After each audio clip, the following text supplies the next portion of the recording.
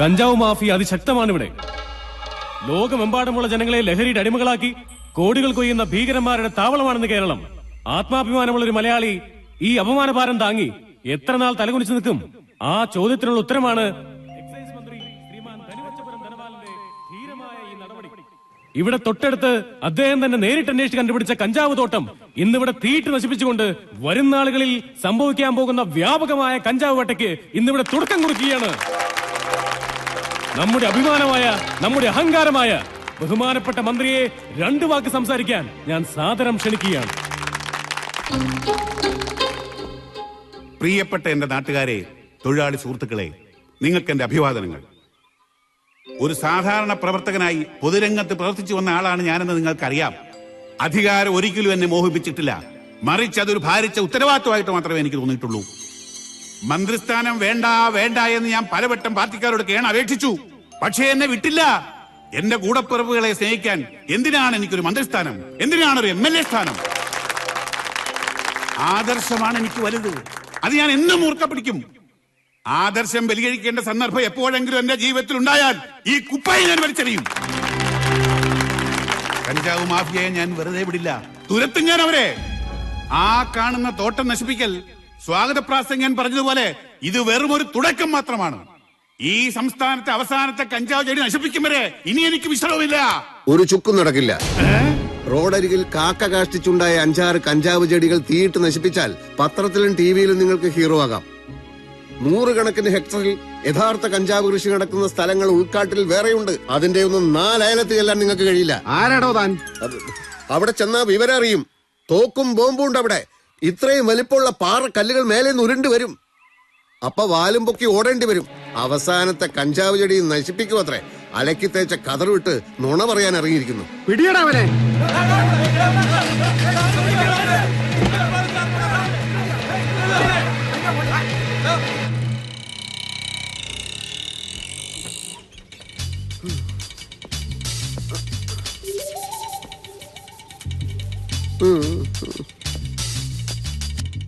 എന്തിനാ ഇപ്പൊ ഇങ്ങോട്ട് വന്നത്?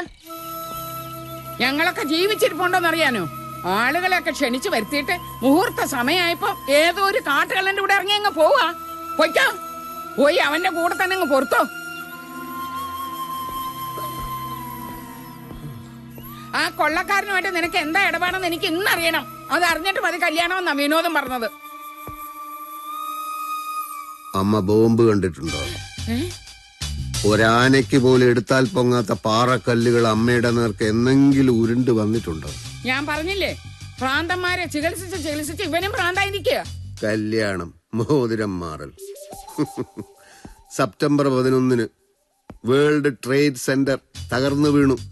കല്യാണ തീയതി നിശ്ചയിച്ചിരുന്ന 25ഓളം മദാമ്മ കുട്ടികളാ അന്ന് വെന്തെരിഞ്ഞത്. ലോകം മുഴുവൻ സ്ഫോടനങ്ങളാ. കേരളത്തിലുകൊണ്ട് ഇഷ്ടം പോലെ ബോംബ്. ആ ബോംബൊക്കെ എവിടെ എറിയണമെന്ന് പോലും അറിയാതെ ടെററിസ്റ്റുകൾ തെക്ക് വടക്ക് നടക്കുക. അതുകൊണ്ടാ ബസ് സ്റ്റാൻഡിലും പച്ചക്കറി മാർക്കറ്റിലും ഒക്കെ ബോംബ് വീഴുന്നത്. അതിലൊരെണ്ണം ഈ വീടിന്റെ മേലെ വന്ന് വീണാൽ മോതിരം മാറൽ കഴിഞ്ഞ പെൺകുട്ടിയുടെ വീട്ടിൽ ബോംബ് വീഴില്ല എന്നൊന്നുമില്ലല്ലോ. ഒരു മോതിരം മാറല്. അമ്മേ, നമ്മളൊക്കെ ഇപ്പോഴും ജീവിച്ചിരിക്കുന്നതിന് ഈ പ്രപഞ്ച ശക്തിയോട് നന്ദി പറയൂ അമ്മേ, നന്ദി പറയൂ.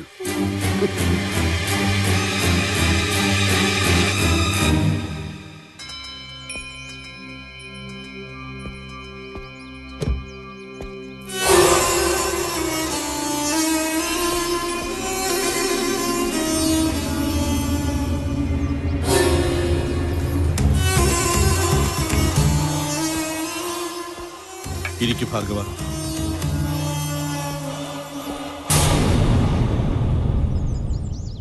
ഇത്ര മോശമായൊരവസ്ഥയിൽ നമ്മൾ ഇതിനു മുമ്പ് കാണേണ്ടി വന്നിട്ടില്ല, അല്ലേ ഭാർഗവ? ശരിയാണ്. വിചാരിച്ചതുപോലെ കാര്യങ്ങൾ നടന്നില്ല.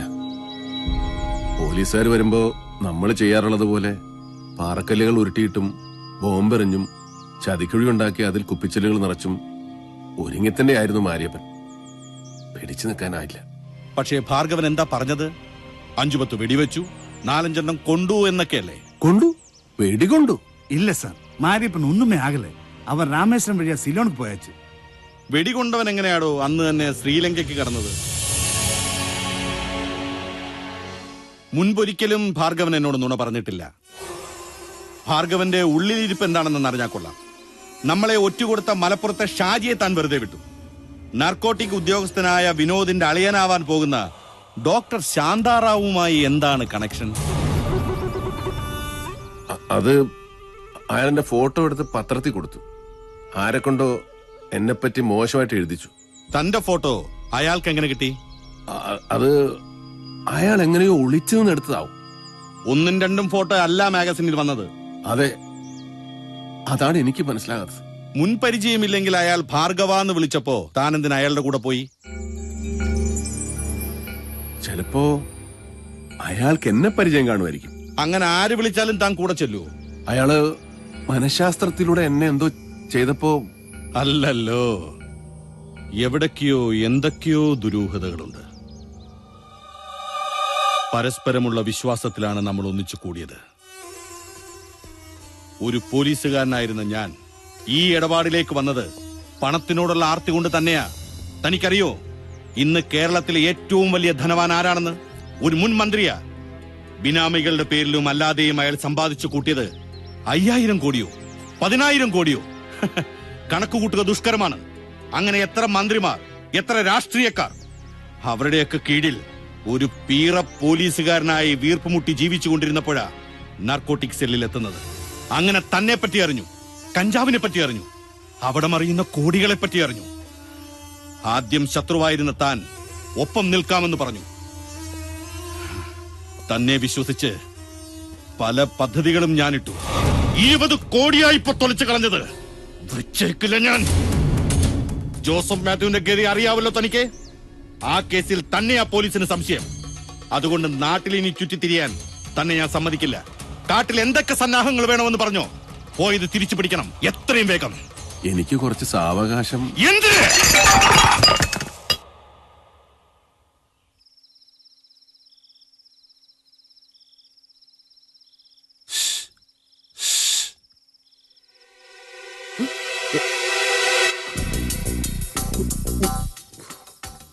ഞാൻ ഊട്ടിന്ന് വരിക. ആണോ? എങ്കിൽ ഊട്ടിയിലേക്ക് തന്നെ മടങ്ങിക്കോ. ഈ അർദ്ധരാത്രി ഇങ്ങോട്ടെന്തിനു വന്നു? ദ്രോഹിച്ച് മതിയായില്ലേ? തോക്കിന്റെയും ബോംബിന്റെയും നടുവിലേക്ക് എന്നെ എറിഞ്ഞ് കൊല്ലാൻ നോക്കിയ പരമദുഷ്ടൻ നാണമില്ലാതെ പിന്നെയും വന്നേക്കുന്നു. ഞാനും താനുമായിട്ട് എന്താണ് ബന്ധം എന്നാണ് എല്ലാരും ചോദിക്കുന്നത്. അത് വിശദീകരിക്കാതെ വിനോദന്റെ പെങ്ങളെ കെട്ടുമോന്നുള്ള കാര്യം സംശയത്തിലാണ്.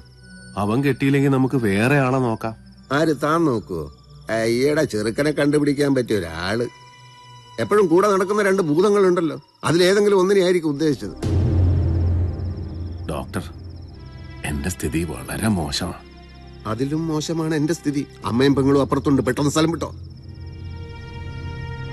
ജോസഫ് മാത്യുവിനെ കാണാതായ കേസിൽ ചോദ്യം ചെയ്യാൻ പോലീസ് എന്നെ കസ്റ്റഡിയിൽ എടുക്കുമെന്നാ കേട്ടത്. നാടെനിക്ക്, നഗരെനിക്ക്, പകലെനിക്ക് നടന്നുകൂടാന്നുള്ള അവസ്ഥ. ഭാഷ സിനിമയുണ്ടല്ലോ, അതൊന്നുകൂടി ഇട്ട് കണ്ടു നോക്ക്. ഊട്ടി പോയത് മെയിൻ കള്ളനെ കാണാനല്ലേ? അയാളോട് പറഞ്ഞില്ലേ ആത്മധൈര്യം ചോർന്നുപോയ കഥ? അതൊന്നും പറഞ്ഞാൽ അവിടെ ഏൽക്കുകയല്ല. അയാൾക്ക് എന്നെ മാത്രമേ വിശ്വാസവും. കൂട്ടത്തിൽ നിന്ന് ഒരാൾ പിരിഞ്ഞു പോയാൽ അയാളെ തട്ടുക എന്നുള്ളതാ പരിപാടി.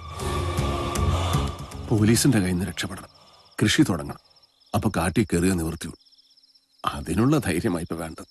വേറെ പണി വല്ലതും ഉണ്ടെങ്കിൽ നോക്ക് ഭാർഗവ. കഞ്ചാവ് കൃഷി നടത്താൻ ഞാൻ തനിക്ക് ധൈര്യം തരണം അല്ലടോ? Doctor please get out of my compound.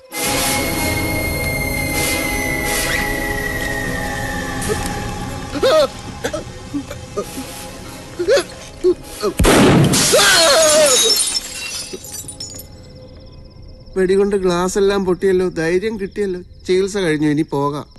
എന്താ എന്താ എന്താ ഇവിടെ ഒരു ശബ്ദം കേട്ടത്? ഞാനും കേട്ടു. അയ്യോ, ഈ ഷെൽഫിന്റെ ചില്ലെങ്ങനെ പൊട്ടി താഴെ വീണത്? ഭൂമിക്ക് ഗുരുത്വാകർഷണമുണ്ടല്ലോ, അതുകൊണ്ടാ താഴെ വീണത്. അല്ലെങ്കിൽ മേലോട്ട് പോയേനെ.